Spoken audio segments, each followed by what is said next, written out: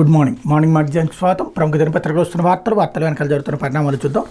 ఈనాడు చూస్తే జీతం కోసం ఆంగ్లం, జీవితం కోసం తెలుగు, ప్రాథమిక విద్య తెలుగులోనే, ఎన్టీఆర్తోనే జాతికి గుర్తింపు, మాతృభాషా పరిరక్షణ కృషి చేస్తాం ముఖ్యమంత్రి చంద్రబాబు ఉద్ఘాటన, రాష్ట్ర ప్రభుత్వ ఆధ్వర్యంలో ఘనంగా తెలుగు భాషా దినోత్సవం అంటూ ఇటీవల కాలంలో పిచ్చి పెరిగింది. ఇంగ్లీష్ వస్తేనే ఉద్యోగాలు వస్తాయి, డబ్బులు వస్తాయని అందరూ అనుకుంటున్నారు. కానీ అది మనల్ని మోసం చేయడమే.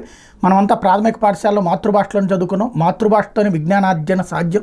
అందుకే ప్రాథమిక విద్య మాతృభాషలోనే జరగాలంటే జీవితం కోసం తెలుగు భాషను బతికిస్తాం, జీతం కోసం ఇంగ్లీష్ నేర్పిస్తామని ముఖ్యమంత్రి చంద్రబాబు నాయుడు ఉద్ఘాటించారు. తెలుగు భాషను కాపాడుకునేందుకు మనమంతా పునరంకితం కావాలని పిలుపునిచ్చారు. ఏ విధంగానూ భాష విధ్వంసానికి గురి కాకుండా కాపాడుకుంటేనే జాతి వైభవాన్ని భావితరాలకు అందించగలమని అన్నారు.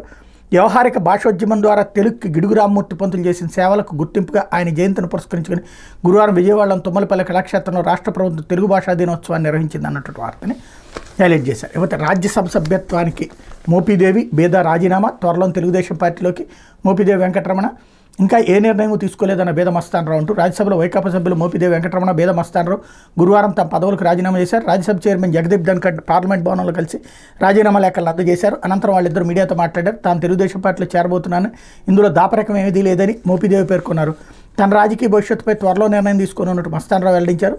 తాను 4 ఏళ్లు మోపిదేవి 2 ఏళ్లు పదవీకాలం ఉండగానే వ్యక్తిగత కారణాలతోనే రాజీనామా చేశామన్నారు. ఇంతకాలం తమకు గౌరవం ఇచ్చిన వైకాపా అధ్యక్షుడు జగన్మోహన్ రెడ్డి కృతజ్ఞతలు తెలియజేస్తున్నామన్నారు.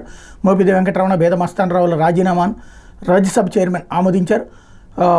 ఇక్కడే వీళ్ళిద్దరూ కూడా తెలుగుదేశంలో చేరుతున్నారు. మోపిదేవి బంధుమిత్రులతో చర్చించి నిర్ణయం తీసుకున్నాను బేదా చెప్పుకొచ్చారు. వైకాపాలోనే ఉంటానని విజయసాయిరెడ్డి చేసినటువంటి స్టేట్మెంట్ కూడా ఇక్కడ హైలైట్ చేశారు. 930 కోట్లతో హ్యాపీ నెస్ట్ ప్రాజెక్ట్ 2018లో నిర్ణయించిన ధరలకే కొనుగోలుదారులకు ఫ్లాట్లు మాటకు కట్టుబడి ప్రాజెక్టు పూర్తి చేయాలని సీఎం ఆదేశం. చంద్రబాబు అధ్యక్షతన సిఆర్డీ అథారిటీ సమావేశం. విశాఖ, విజయవాడ మెట్రో రైలు ప్రాజెక్టులు కదలక తొలిదేశ ప్రాజెక్టు ప్రతిపాదనలు కేంద్రానికి పంపాలని సీఎం ఆదేశం అన్నటువంటి వార్తని హైలైట్ చేశారు. ఇకపోతే ఆర్థిక శాఖలో బిల్లుల వివాదం, సాకి బిల్లులు 350 కోట్ల చెల్లింపులు, జగన్ అనుయాయులకు పులివెందుల గుత్తేదారులకే ధృవీకరణ పత్రాల సాకుతో చెల్లింపుల తెలుగుదేశం పార్టీ నేతల ఆగ్రహం, ఆందోళన.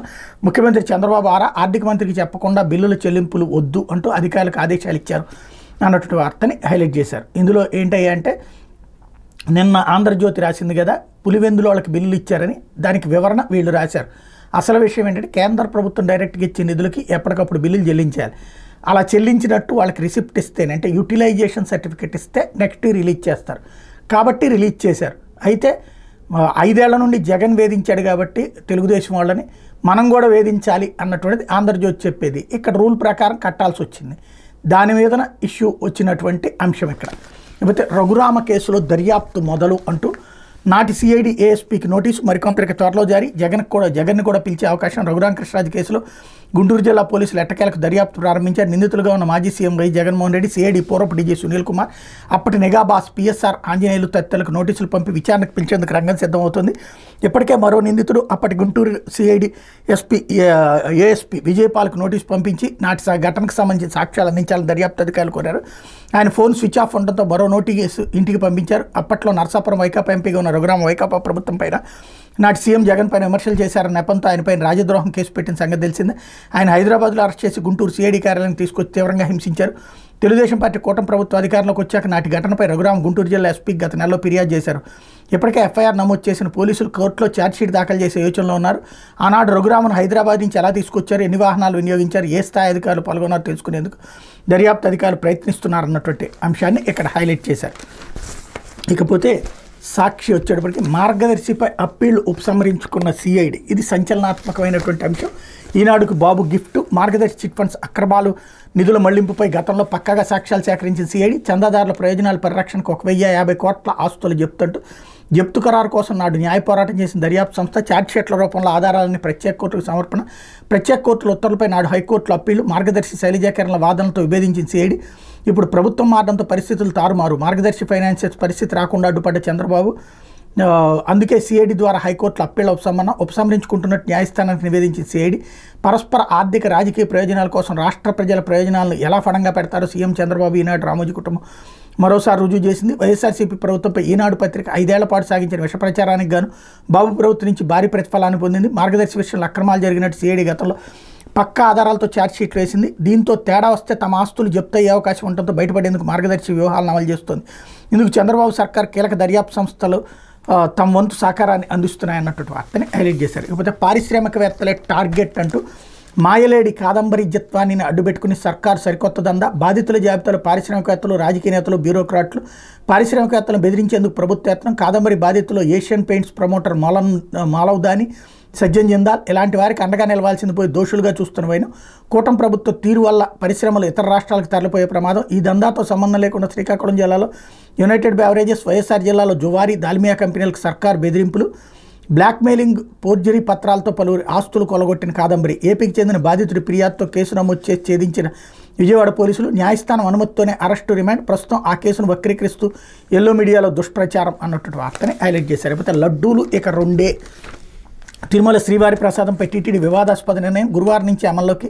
అదనంగా కావాలంటే ఆధార్ తప్పనిసరి. ఒకసారి లడ్డూలు తీసుకుంటే తిరిగి నెల రోజుల తర్వాత మళ్లీ అవకాశం. దళారులను అరికట్టేందుకు అంటున్న అదనపు ఈవో. కాదు, ఇది దళారులను పెంచి పోషించే నిర్ణయమైన భక్తుల ఫైర్ అన్నటువంటి వార్తని హైలైట్ చేశారు. లేకపోతే ప్రత్తిపాడు సర్కిల్ అదరహో అంటే 3 స్టార్ పోస్టుకి భారీ డిమాండ్. 10 లక్షలతో మొదలై 30 లక్షల ఖరారు. ఇటీవల కాకినాడ రూరల్లో ఓ పోస్టు 1/2 కోటికి అమ్మకం. పెత్తనమంతా షాడో ఎమ్మెల్యేదే అన్నటువంటి వార్తని హైలైట్ చేశారు. లేకపోతే ముందు కెరీర్ తర్వాతే పిల్లలు అంటూ మారుతున్న భారతీయ మహిళల దృక్పథం. 20 నుంచి 30 ఏళ్ల మధ్యలో బిడ్డలను కంటున్న వారి శాతం తగ్గుదల. 35 ఏళ్ల తర్వాత తల్లులు అవుతున్న వారు పెరుగుదల. తగ్గుతున్న శిశు మరణాలు కేంద్ర గణాంకాల శాఖ నివేదిక అన్నటువంటి వార్తని హైలైట్ చేశారు. ఇకపోతే స్టీల్ ప్లాంట్లో బయోమెట్రిక్ జీతాలు కట్. అగమ్యగోచరంగా ఉక్కు కాంట్రాక్ట్ కార్మికుల భవిష్యత్తు. 4 నెలలుగా జీతాలందుకు రోడ్డెక్కుతున్న కార్మిక కుటుంబాలు. ఇటీవల ప్రవేశపెట్టిన బయోమెట్రిక్ సరిగా పనిచేయక అవస్థలు. వేతనాల్లో కోతలు విధించాలని యాజమాన్య నిర్ణయం. ఈఎస్ఐ బోనస్లకు దూరమవుతున్న 14,000 మంది కార్మికులు. 26 రోజులు పని దినాలు కొనసాగించాలని డిమాండ్ అన్నటువంటి వార్తని హైలైట్ చేశారు. లేకపోతే ఆంధ్రజ్యోతి వచ్చేటప్పటికి ఉచ్చు బిగుస్తోంది అన్నటువంటి వార్తని హైలైట్ చేశారు. ముంబై నటి కేసుపై సర్కార్ సీరియస్. విచారణాధికారిగా ఏసీపీ స్రవంతి రాయ్. నేడు విజయవాడ కాదంబరి జత్వాని వేధింపులపై వాంగ్మూలం ఇచ్చే అవకాశం. 1నే ఏపీ పోలీసులపై ముంబైలో ఫిర్యాదు. అక్రమ అరెస్టుపై విచారణకు వెనక్కి. తాజాగా బెజవాడ సిపికి ఆన్లైన్లో ఫిర్యాదు. నన్ను బ్లాక్మెయిల్ చేసి బెదిరించి నా పొలాన్ని రాయించుకుంది అంటూ కాదంబరి జత్వాని పైన వైసీపీ నేత కుక్కల విద్యాసాగర్ ఏడాది ఫిబ్రవరి 2న ఇబ్రహీంపట్నం పోలీసులు ఫిర్యాదు చేశారు. అందుకు ఆధారంగా ఓ డాక్యుమెంట్ కూడా సృష్టించారు. అసలు విషయం ఏంటంటే 2018లో రాసుకున్నట్టుగా ఉన్న డాక్యుమెంట్పై 2020లో ముంబైలోని జూహీలోని కాదంబరి కొన్న ఫ్లాట్ చిరునామా చూపించారు. అంతేకాదు ఆ డాక్యుమెంట్ పేపర్ను స్టాంప్ వెండర్ నుంచి 2023లో కొన్నట్టు దానిపై స్పష్టంగా ఉంది. ఏపీ పోలీసులు తనపై పెట్టిన తప్పుడు కేసు అనేందుకు ఎంతకంటే నిదర్శనం ఏం కావాలని కాదంబరి ప్రశ్నిస్తున్నారన్నటువంటి వార్తని ఇక్కడ హైలైట్ చేశారు. లేకపోతే రావా అంటూ 3 రోజుల నుంచి డీజీపీ ఆఫీస్కి రాని కాంతి రాణా. డీజీపీ ఆదేశాలు లెక్క చేయని ఐపీఎస్లపై శాఖాపరమైన చర్యలు.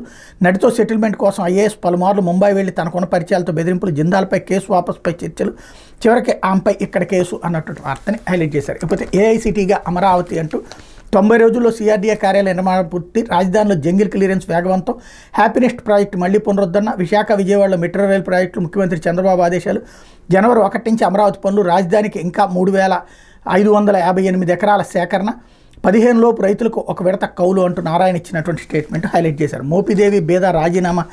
అలాగే సర్కారీ షాపులకు గుడ్ బై. ఇది సంచలనాత్మకమైనటువంటి విషయం. కొత్త పాలసీలో పూర్తిగా ప్రైవేట్ మద్యం దుకాణాలే. 6 రాష్ట్రాలను పాలసీలపై అధ్యయనం. ప్రభుత్వానికి ఎక్సైజ్ అధికారుల నివేదికలు. తెలంగాణ పాలసీకి ప్రభుత్వ వర్గాల ముగ్గు. దరఖాస్తు ఫీజు 2 లక్షలుగా నిర్ణయం. దుకాణాలకు ఆన్లైన్లో లాటరీ ప్రక్రియ. 2,000 కోట్ల ఆదాయం రావచ్చని అంచనా. షాపుల్లో మళ్లీ పర్మిట్ రూములకు అనుమతి. సెప్టెంబర్ మొదటి వారంలో నోటిఫికేషన్. అక్టోబర్ 1 నుంచి కొత్త మద్యం పాలసీ అన్నటువంటి వార్తని హైలైట్ చేశారు. ఇదేందో నాకు అర్థం కాని ఏంటంటే 2,000 కోట్ల రూపాయల ఆదాయం రావచ్చని అంచనా అంట. 25,000 కోట్ల రూపాయలు ఏడాదికి వస్తున్న దాంట్లో ఇప్పుడు 2,000 రావడం ఏంటి అంటే 23,000 రూపాయలు వదిలేసుకుంటున్నారు. 23,000 కోట్ల రూపాయలు. ఇది విచిత్రమైనటువంటి అంశం. జగన్ హయాంలో ఏడాదికి 25,000 కోట్ల రూపాయలు మద్యం మీద వస్తుంది. ఇప్పుడు 2,000 కోట్ల ఆదాయం రావచ్చని అంచనా వేస్తున్నారు ప్రైవేట్ మద్యం పెట్టి. అంటే 23,000 కోట్లు ఎవరు తింటారు అక్కడ? ఇది సంచలనాత్మకమైనటువంటి అంశం. మరి ఇది మంచా చెడా? దాంట్లో మధ్యలో ఈ నటితో సెటిల్మెంట్ ఇష్యూని ఎందుకు తీసుకొచ్చారు అంటే ఈ ఇష్యూస్ని డైవర్ట్ చేయడానికి ఏంటన్నది తెలియదు. లేకపోతే మాతృభాషను కాపాడుకుందాం అన్నటువంటిది చంద్రబాబు గారి స్టేట్మెంట్ను కూడా హైలైట్ చేశారు. ఇది దినపత్రికలో వచ్చిన వార్తలు వెనకాల జరుగుతున్నటువంటి పరిణామాలు.